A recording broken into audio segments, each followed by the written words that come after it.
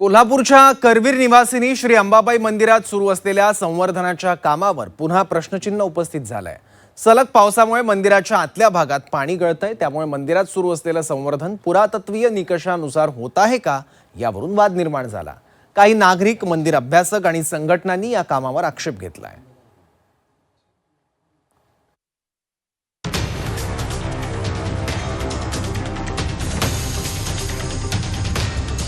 1200 वर्षाहून अधिक इतिहास लाभलेलं करवीर निवासिनी श्री अंबाबाई मंदिर, लाखो भाविकांचं श्रद्धास्थान, महाराष्ट्राच्या धार्मिक, सांस्कृतिक आणि स्थापत्य वारशाचं एक प्रतीक।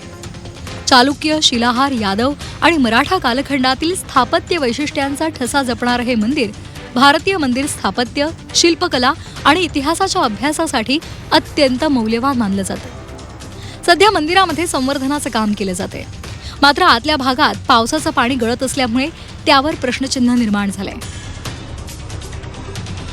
अतिशय संताप होईल अशा प्रकारची दृश्य मी तुम्हाला अंबाबाई मंदिरातील दाखवू शकतो। आपण पाहतो की अंबाबाई मंदिराचा हा दगड आहे, तर हा मूळ राजाचा दगड आहे, पण त्याच ठिकाणी ग्राइंडर लावून अक्षरशः हे दगड जे आहेत ते क्रॅक केले जातात। ही दृश्य आपल्याला बरीच बोलकी आहेत। तर पुरातत्व निकष आणि नियमानुसार कुठल्या प्रकारचे मूळ दगडाला अशा प्रकारचा ग्राइंडर लावता येत नाही। असं असताना आपण पाहतो की ज्या ठेकेदाराला हे काम दिलेलं आहे त्या ठेकेदारानं या ठिकाणी आपण जर पाहिलं तर ठिकठिकाणी अशा प्रकारे दगडांना भेगा पाडलेल्या आहेत। इतकंच नाही तर आपण पाहतो की पुरातत्व निकषानुसार कोणत्याही दगडाला हात लावता येत नाही, त्याची संवर्धन प्रक्रिया राबवायची अशा प्रकारचा नियम आणि निकष आहे। असं असताना पिलरला, मुख्य अंबाबाई मंदिराच्या या पिलरला ग्राइंडर लावून ते ग्राइंडर या ठिकाणी काढण्याचं काम केलं जाते। नया ये फिटिंग कर रहे हैं, तोड़ के फिर दूसरा डाले पत्थर। इसका ये निकाल के इसके बीच में पत्थर डाला। हाँ, तो ये काटने के लिए किसने बोला आपको? काटने के लिए तो ये साहब ने बोला है। ऐतिहासिक वास्तूच्या मूळ रचनेला धक्का पोहोचेल अशा पद्धतीनं काम सुरू आहे। या संपूर्ण कामाची तज्ज्ञ समितीकडून चौकशी व्हावी अशी मागणी शिवसेना युवा नेते हर्षल सुर्वे आणि अंबाबाई भक्तांनी केली आहे। आम्ही गडकिल्ले संवर्धन आणि यामध्ये काम करत असताना आम्हाला या गोष्टी आम्ही बघितलेल्या आहेत, काही थोड्या प्रमाणात माहिती आहे। तर हे काम इथं छिन्नी हातोडे देऊन, फोर्सनं पाणी मारून, ग्राइंडर वापरून अशा पद्धतीनं कधीही काम होत नाही। लहान सहान इथं बघितलं तर प्रत्येक दगडावर कोरीव काम आहे। प्रत्येक लहान सहान मूर्ती आहेत, लहानपासून मोठ्यापर्यंत मूर्ती आहेत, त्या प्रत्येक मूर्तीचं एक इम्प्रेशन आहे। त्याच्यावर आपण याच्यावर शंकराची मूर्ती कुठली तर बाबा नाग आहे, गळ्यात त्रिशूल आहे, डमरू आहे, यावरून आपण ठरवतो ही शंकराची मूर्ती आहे। अशा प्रत्येक मूर्तीला एक इम्प्रेशन आहे, ते इम्प्रेशन याच्यातून जाऊ शकतो, दुखापत होऊ शकते, त्याचं कुठलीही काळजी केलेली नाही। आणि मूर्ती या काढत असताना या मूर्तीचा पंचनामा करावा लागतो।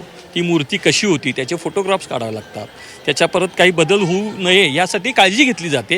हे कुठलेही या ठिकाणी केलेलं दिसत नाही। पुरातत्वीय संवर्धनाच्या मूलभूत तत्वांनुसार ऐतिहासिक वास्तूंमध्ये कमीत कमी हस्तक्षेप करणं, मूळ साहित्याशी सुसंगत पारंपरिक साहित्याचा वापर करणं आणि वैज्ञानिक पद्धतीचा अवलंब करणं अपेक्षित असतं।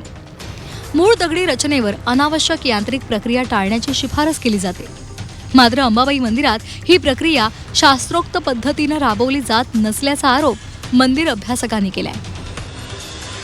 सुरुवातीच्याच काळात ही रोपं मुळासकट उपटून काढता येणं शक्य होतं, पुन्हा त्याच्यावरती नवीन उगवू नयेत यासाठी काही प्रक्रिया करणं शक्य होतं, पण कित्येक वर्ष त्याच्याकडे दुर्लक्ष झालं आणि ती मुळं आत पसरली।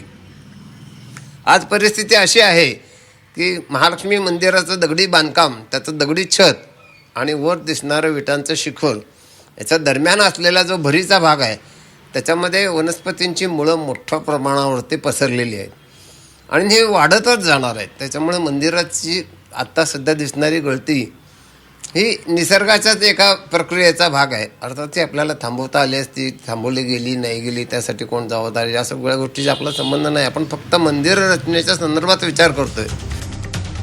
अंबाबाई मंदिरात संवर्धनाच्या कामासंदर्भात यापूर्वी सुद्धा आक्षेप नोंदवले गेले, तर संबंधित यंत्रणांनी हे काम पुरातत्व तज्ज्ञांच्या मार्गदर्शनाखाली आणि मंजूर आराखड्यानुसार सुरू असल्याचं यापूर्वी स्पष्ट केलंय। मात्र आता मंदिरातील गळतीचा व्हिडिओ समोर आल्यानंतर कामाच्या गुणवत्तेवर आणि अंमलबजावणीवर पुन्हा प्रश्न उपस्थित होतोय। त्यामुळे या मंदिराचं संवर्धन शास्त्रोक्त आणि पुरातत्वीय निकषांचं काटेकोर पालन करूनच व्हावं अशी अपेक्षा कोल्हापूरकर, भाविक आणि वारसा संवर्धन क्षेत्रातील अभ्यासक व्यक्त करतायत. प्रताप नाईक, झी 24 तास, कोल्हापूर.